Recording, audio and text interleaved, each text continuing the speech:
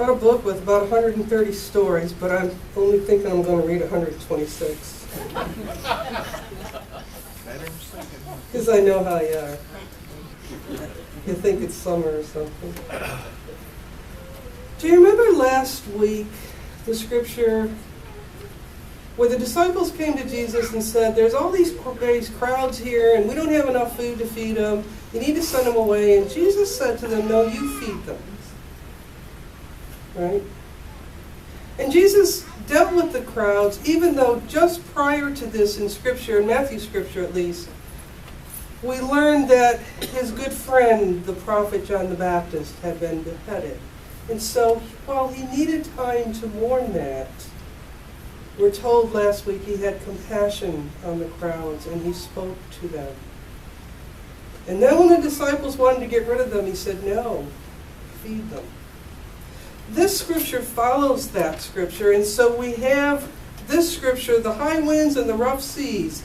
And for those of us traveling to Hawaii, you might want to think about that when you fly out next week. Because they had a little something going on over there. But I thought, well, how appropriate to have that during hurricane season. Who picked this? Somebody who lives in Florida. But this time, Jesus commands the disciples to get in the boat. He tells them, go, get in the boat, I'll meet you on the other side.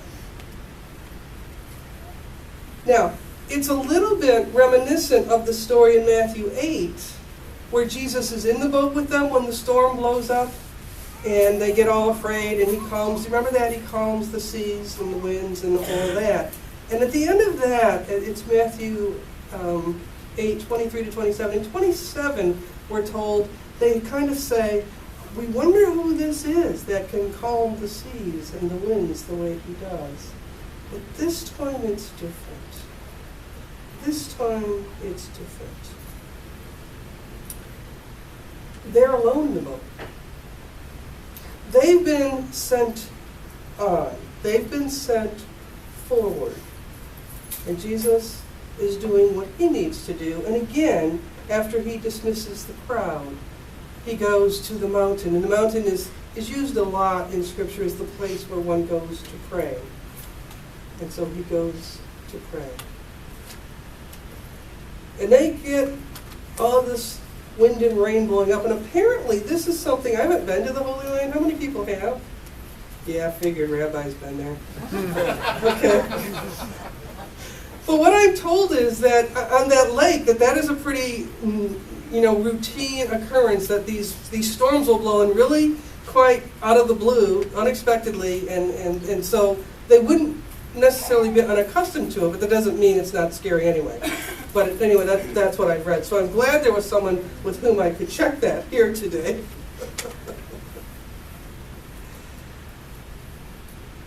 Also, in the first century, the sea was associated with chaos, okay? And sometimes even with evil. And so when they saw this person or this figure walking on the water, it wasn't, they say it's a ghost. It was often thought that that was the specter of death, okay? And so they would be afraid. They would be afraid. And yet, as in so many other passages, they're told not to be afraid.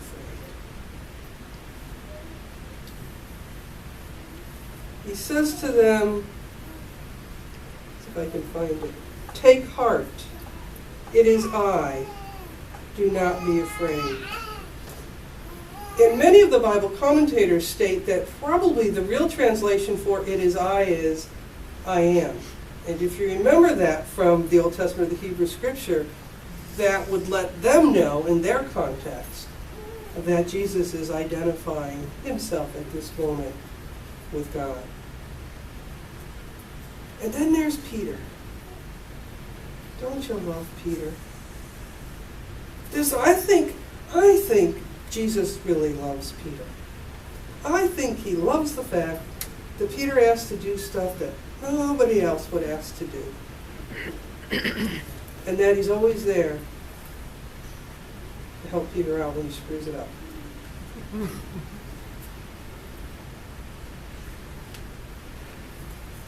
on retreat this past week, one of the books I brought with me is called Comfort from Beyond, and I was reading a number of stories from it. In many of the stories are about how God is with us. You know, it's Matthew who tells us God at the birth is Emmanuel, Jesus Christ, not Christ, but Jesus is Emmanuel, God with us. And so one story that touched me was the story of this little dog named Jackson. And this couple lived in one of those M states where it's really cold, like Michigan or Minnesota, or one of them. I don't know. They're all cold up there, aren't they, Deb? I mean, really.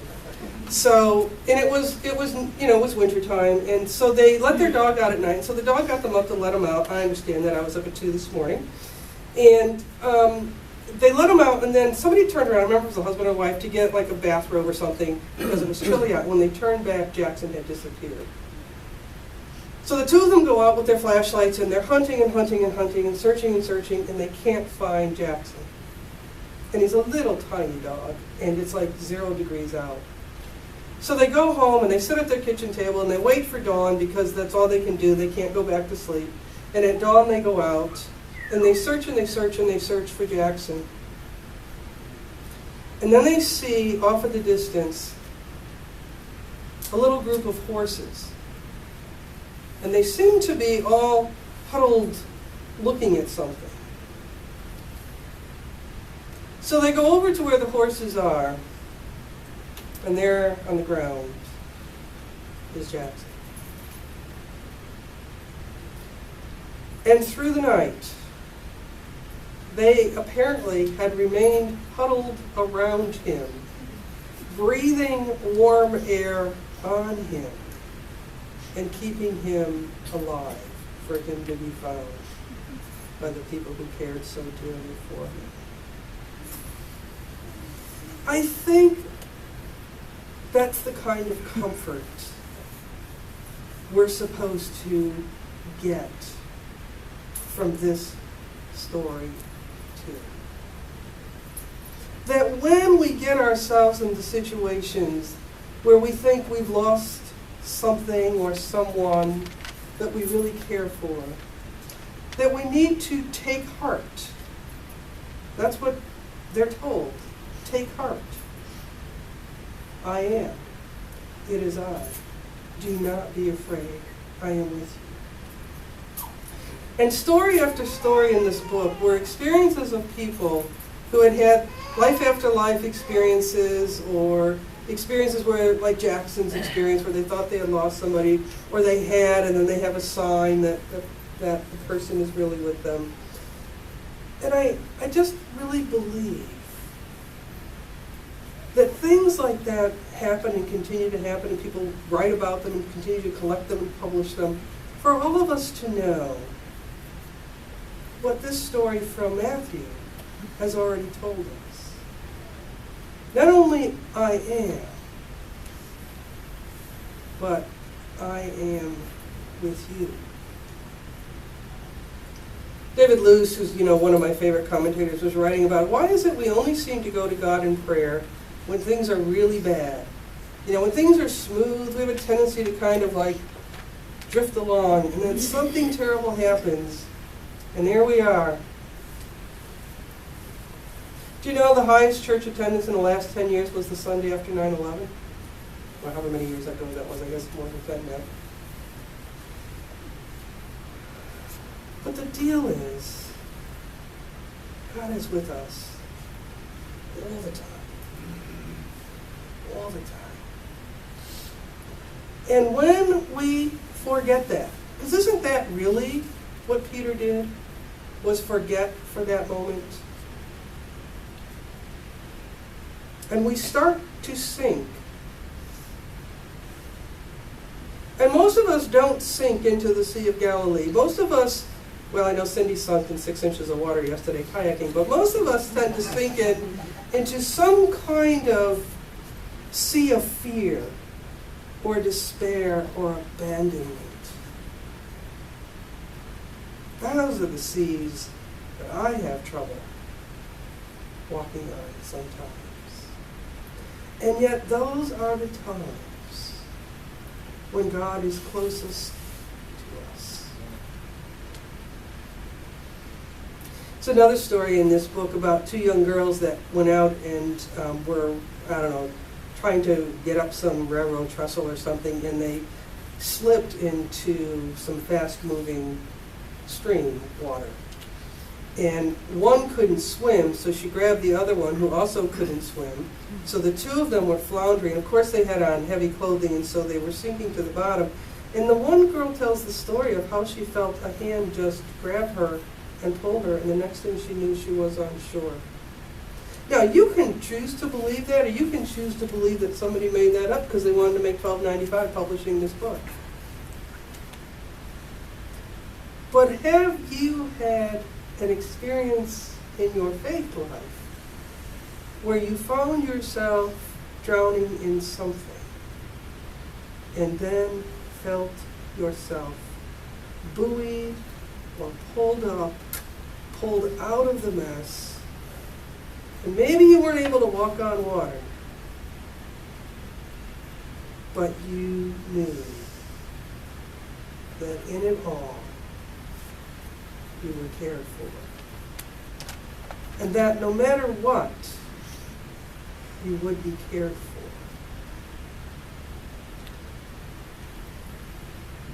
Thayer Luz also tells us that not only is the story about Peter and the disciples, but it's about God. And it's about a God who always responds to us with compassion, always responds to us with support. And after he saves our butts yet again, all God asks of us is that we take heart, that we lead with our hearts and let our hearts lead us in life, that we let our fears be overcome by this love for us that is so immense we can't even wrap words around it. But somehow in us it gets transformed into compassion. And that's what we're all called, to be persons of compassion. I was reading a story, and I read it over last night, and I read it over this morning. I'm going to try and read it now.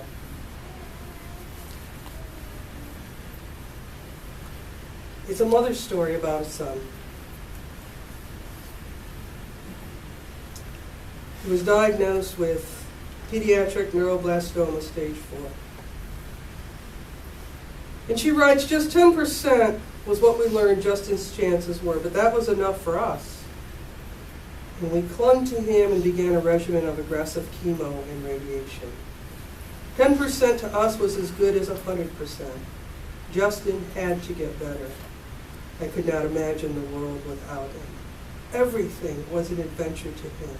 Whether he was putting together his latest Lego set or adding a new card to his fabulous Pokemon collection, he had a way of filtering out the bad stuff in life and focusing on the good. Each time he went into the hospital, I made goodie bags stuffed with puzzles, toy cars, and his favorites, Lego blocks and Pokemon cards, to help him pass the time. A beanie bag baby dog named Bernie was his constant companion.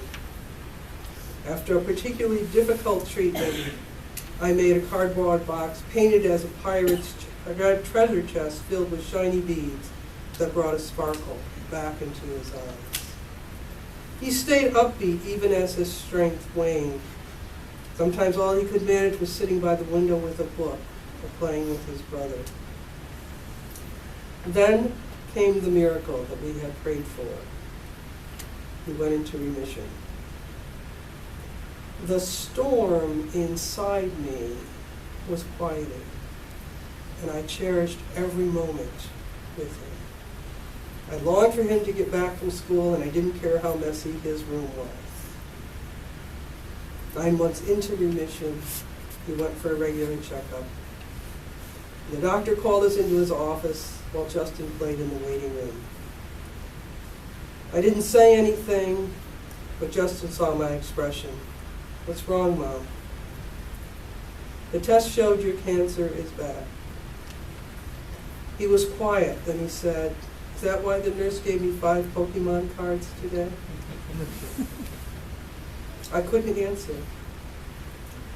He said, okay, the cancer's back, but I got 5 Pokemon cards, and I didn't have to stay over in the hospital. It's still a great day. One afternoon I sat playing cards with Justin while I was in the hospital, and the boy in the next bed stared blankly at the television, clutching a worn teddy bear. He looked at my son shuffling the cards, surrounded by toys from the latest goodie bag. Justin, I said, would it be all right if I gave some of your toys to that boy? Justin gave the other boy a long look. Then he dug into the bag and pulled out some things. Do you think he'd like these? He asked, handing me a Lego set and a couple of Pokemon cards. I nodded and gave them to the boy. His face lit up like a sunrise, and he stammered a thank you. I too felt a little lighter somehow, as if giving that boy happiness had taken away some of the pain of Justin's illness. This is how Justin does it, I thought. He finds some way to make the best of every situation. His situation worsened and he went into acute respiratory distress syndrome and lapsed into a coma. I prayed, God, don't take him from me. One afternoon, I just whispered those words and opened my eyes. There was my son hooked up to all these machines. For a moment, I couldn't remember his eyes. That's when it hit me. My son was already gone. The smiling little boy with his Pokemon cards and Lego sets was lost somewhere in this body. I laid my hand on his forehead, brushed his cheek with my lips. It's okay, baby. If you need to go, it's okay. I bent over and laid my head beside him to look at him, trying to memorize every detail of his face. I don't want him to suffer anymore. I give him back to you, Lord. Take him into the light. We took Justin off life support on a Monday. And as I said goodbye to my son, I felt like God was gently taking Justin's hand from mine. I leaned on my husband's arm, our footsteps echoing down the hospital corridor. We drove home through the streets. The house was lit up with Christmas lights.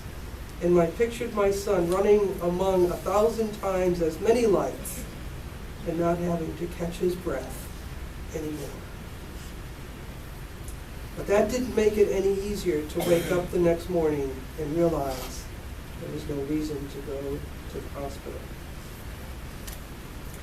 One morning, though, I woke up and sleepily headed down the hall to wake up Justin before I realized what I was doing. I got to his room and sank down on his bed. It was unbearably quiet in the room. A half-finished Lego set in the corner, Pokemon cards fanned out on the desk, a crayon drawing on the wall. Justin had taken such joy in these simple things. How could I keep going? He was my world. God, you know that. What is there left for me? I spotted a couple of goodie bags that I'd made for Justin that I'd never had a chance to give him. And then I thought of the boy in the hospital to whom we'd given some of Justin's toys. And I wondered how many other children were still suffering as my son had. I filled up a few bags with toys and drove to the hospital. I handed the bags to one of the nurses who used to care for my son and said, please give these to whoever you think needs them most. At home, I filled 4 bags with toys. Then I thought of all the people who had supported and encouraged us through Justin's illness. Maybe helping us had made them feel the way I felt giving away the goodie bags. So I emailed every single one of them. And that's why now a group of us gather in Justin's room once a month to put together goodie bags for all those kids still struggling with illness like my son did. We stuff bags with Beanie Babies and magic markers and books. Sometimes I can almost feel Justin there with us, running from one person to another to help, his smile lighting up the room. The disciples were sent out on the boat, not to hang back with Jesus, but to move forward into whatever unknown, uncharted waters would be theirs on their little ship of fate that would become somehow the first Christian church. We are about to shove off from shore yet again here at Faith Family United Church of Christ. We don't know where we're going. We tried to leave, but we couldn't.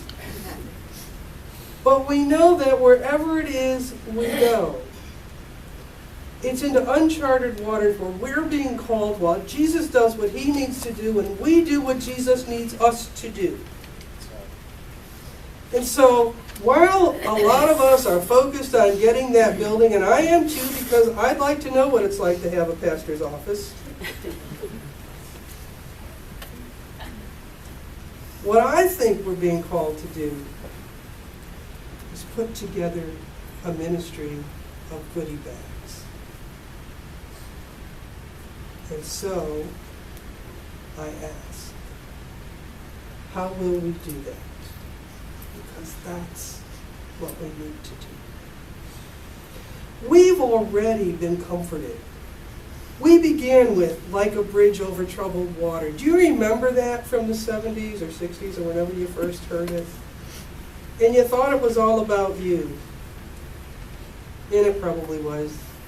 We were young then, 16, 17, 27, 28. Like a bridge over troubled water. I remember seeing that over and over. Not when anybody was around, but over and over. And do you remember the last verse? I think the last verse is ours.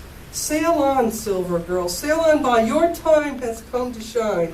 All your dreams are on their way. See how they shine. And if you need a friend, I'm sailing right behind. Do you think maybe Paul Simon had Matthew 14 in mind when he wrote that? I don't know. But it works. It works. We are being shoved off into uncharted waters. We are being called. And we know what we know best in life is that there's somebody out there, probably some little one, that needs to know what we know, how loved we are. So let us, as we pray about so many other things we're praying about in life, let us pray about the example from this little book and what we as a church that has been given so much might do for someone who needs to know God's hands and arms and hugs of love. Because we're the ones called to that. Nobody else. Amen.